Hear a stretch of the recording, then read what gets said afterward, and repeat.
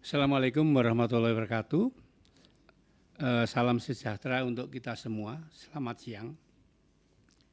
Rekan-rekan wartawan yang saya banggakan, dalam kesempatan ini saya ingin menyampaikan sikap pimpinan Mahkamah Agung terkait dengan operasi tangkap tangan pimpinan dan pegawai Pengadilan Negeri Depok pada hari Kamis tanggal 5 Februari 2026 yang diduga melakukan tindak pidana korupsi.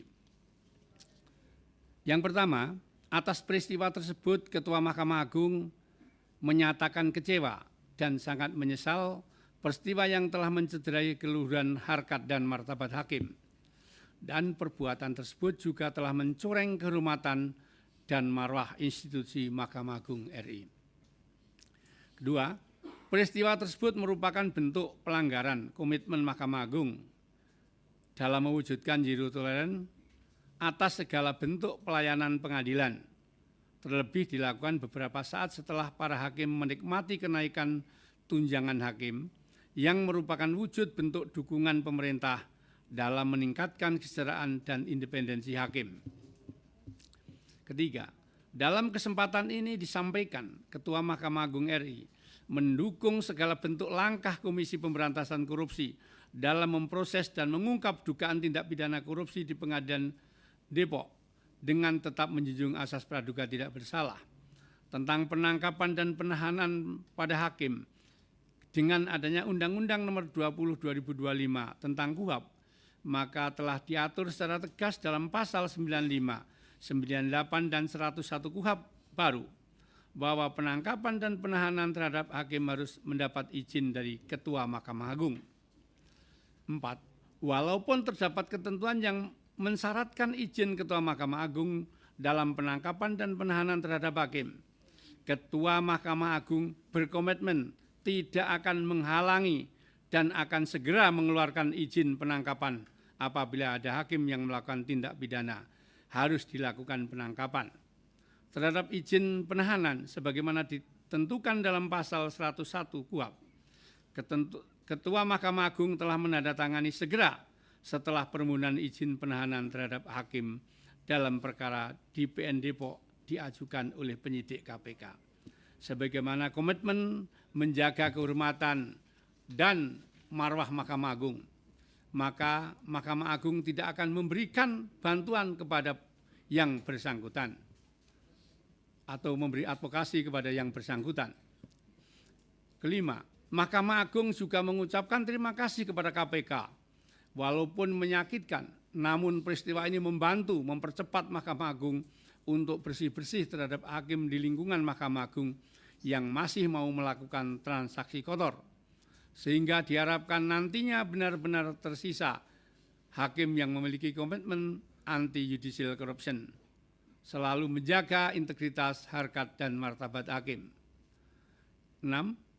Sudah banyak kebijakan Ketua Mahkamah Agung menutup setiap lubang adanya judicial corruption di Mahkamah Agung dan badan peradilan di bawahnya, dari kebijakan smart majelis, profiling yang sangat ketat dalam promosi pimpinan pengadilan, pembentukan Satgasus pengawasan inten dari dari Bawas dan pimpinan pengadilan tinggi di seluruh Indonesia. Untuk menghindari interaksi antara pihak pencari keadilan dengan hakim dan aparatur pengadilan, telah dibuat kebijakan pelayanan terpadu satu pintu di pengadilan. Walaupun sudah banyak upaya pencegahan dilakukan, masih ada hakim dan para aparatur pengadilan yang tergoda dan tidak menjaga dirinya maupun institusi Mahkamah Agung. 7. Selanjutnya, Ketua Mahkamah Agung akan memberhentikan sementara hakim dan aparatur Pengadilan Negeri Depok yang tertangkap tangan tersebut. Terhadap hakim, maka Mahkamah Agung secapma akan mengajukan surat usul pemberhentian sementara kepada Presiden RI. Apabila nanti berdasarkan putusan pengadilan yang telah berkekuatan hukum tetap dinyatakan terbukti bersalah, maka yang bersangkutan akan diberhentikan dengan tidak hormat sebagai hakim oleh Presiden atas usul Ketua Mahkamah Agung. Begitu juga dengan aparatur Pengadilan Negeri Depok yang terbukti bersalah, maka akan diberhentikan oleh pembina kepegawaian Mahkamah Agung, dalam hal ini Sekretaris Mahkamah Agung. Kedelapan, Mahkamah Agung akan selalu bekerja sama dengan Komisi Yudisial dalam rangka menjaga dan menegakkan kehormatan, keluhuran martabat, serta perilaku hakim. Selain itu, Ketua Mahkamah Agung juga memerintahkan kepada Badan Pengawasan Mahkamah Agung, Ketua Pengadilan Tinggi dan Ketua Pengadilan Negeri untuk lebih mengintensifkan pengawasan sebagaimana Perma nomor 8/2016 tentang pengawasan dan pembinaan atasan langsung di lingkungan Mahkamah Agung dan badan peradilan di bawahnya. 9. Ketua Mahkamah Agung bersama pimpinan Mahkamah Agung menyampaikan tidak akan lelah berhenti menjaga keluhuran dan martabat Mahkamah Agung. Ketua Mahkamah Agung mengucapkan terima kasih kepada para hakim dan aparatur pengadilan yang terus menjaga integritas dan komitmen mewujudkan pengadilan bersih dari segala bentuk pelayanan transaksional. Peristiwa ini jangan sampai melemahkan kita, namun dijadikan semangat untuk menjaga komitmen akan integritas.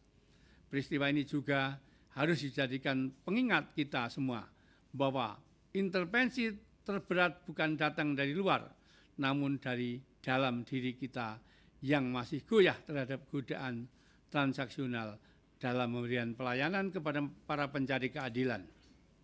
Ketua Mahkamah Agung juga mendorong masyarakat untuk selalu berpartisipasi dalam melakukan pengawasan kepada hakim dan aparatur pengadilan. 10. Tidak ada lagi alasan bahwa hakim tidak sejahtera. Negara telah memperhatikan kesejahteraan hakim lebih dari cukup. Untuk itu integritas hakim akan selalu kita jaga dan akan selalu kita jaga perbuatan judicial corruption.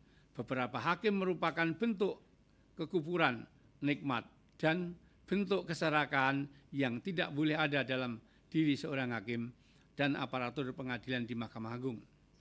11. Ketua Mahkamah Agung menyampaikan bahwa tidak ada lagi ruang untuk toleransi dan belas kasih terhadap segala bentuk judicial corruption dan pelanggaran atas integritas hakim terlalu mahal untuk negara dan institusi Mahkamah Agung.